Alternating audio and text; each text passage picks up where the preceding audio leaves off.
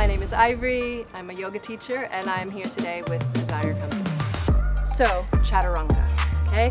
4-limb staff pose. The 4 limbs are your 2 arms, your 2 legs, and then we create a staff. So take your 2 blocks and let's place them on their medium heights.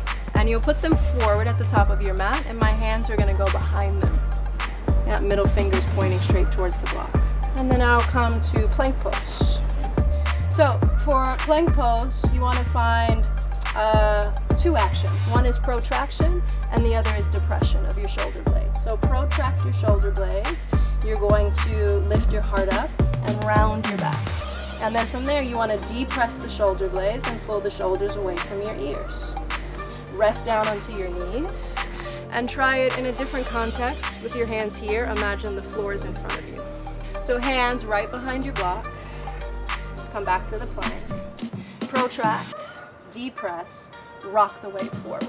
Pause, knees can come down if you need. All right, that's what I'm gonna do. I'm with my weight forward, looking over, and I'm gonna lower down until my shoulders touch the blocks. Yeah, and then from here, lift your belly and see if you could hover the shoulders over. That's your Chaturanga. We'll try it once without the blocks and with the legs straight. Plank pose, inhale breath, protract on the exhale. Another inhale, pull the shoulders out of your ears, depress. Rock the weight forward, pause, lift your belly, lower halfway. Come back up plank, down dog.